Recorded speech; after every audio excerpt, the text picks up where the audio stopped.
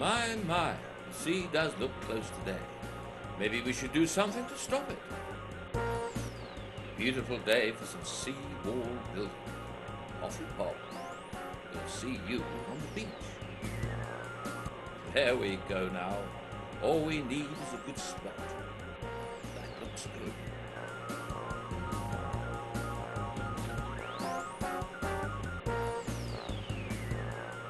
Now start piling that sand. Come on, you need to put some more effort in. Still needs some work. Remember, you still have to cook dinner as well. There we go. Nearly done. Well done, that gal. Within a few hours, all of you at home can hope to achieve something like this. All you need is a bit of luck. Remember, keep watching the seas. One man watched it all the time, and when 14 houses had been swallowed up by the sea, he thought that was enough and started his own protection work to stop his house falling as well. Many people have argued about, but I've held that it is my right to protect my home and to protect the homes of my neighbours. The effect of that is that in the year of 2000, summer of 2002, late summer, I got on with major works, which meant by the spring I got 28,000 tonnes of material into place on the beach to sacrifice instead of the cliffs. Again, this functioned very well, but it upset bureaucracy to a certain extent because the powers that be had decreed that it was impossible to do anything about protecting the land here and that the cost was too much for anyone, and I had succeeded in doing it on my own part without relying on government grants or anything like that.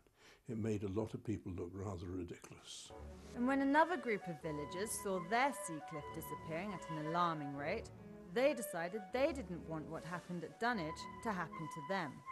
They formed a trust and raised enough money to build a massive sea defence using natural rocks. Thousands of acres of farmland, their houses, and yes, a famous Martello Tower were saved from falling into the sea. It took about 12 years, but boy, it was worth it. The real gain in raising this money has been that we have saved hundreds of acres of farmland behind us. We've saved all the infrastructure which would have been at risk for the local communities. And by infrastructure, I mean roads, water pumping stations, electricity substations, all of which were at risk from flooding. So an immense amount of private property and commercial property has been saved in the same way. I think what we need to do is we need to find local solutions with the local communities and the individuals that are affected. I hope what we're going to do is to get a kind of partnership between government on the one hand and the locality on the other. So we do what we can do, and the government then tops up where we can't.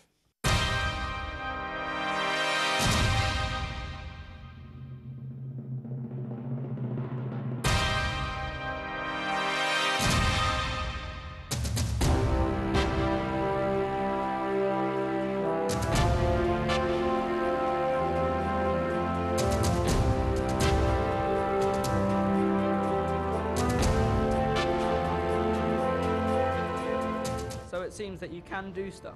You don't have to wait for the government, the council, teachers, or this film to tell you. Hundreds of years ago, the locals on the coast bundled sticks together and planted marram grass. The sand builds up, the grass grows through, and in no time, a DIY dune as big as a house. Try it. It's great fun, and a natural sea defence as well. So the question remains, should we let the sea in? Do we let those communities that have survived and thrived for hundreds of years go to the sea? Is the money, time and effort required worth saving the homes, farmland, businesses and scenery? If it was your community, would you walk away? And that seems to be the bottom line. The East Coast is everyone's community, because the question will always be, where do you draw the line? There are clearly many avenues we need to explore. New technologies that may offer cheaper and more effective sea defence than sea walls are being developed in other parts of the world. Oi! You can't do that there! Oh, yes, we can! We need to take action against global warming now, and we need to take control of our environment and not expect others to do all the work. This coastline could lead the way, globally, in terms of the fight against flooding. What we do here could inspire other parts of the UK and beyond. Or we can stand, like King Canute, watching and waiting as the sea rolls in.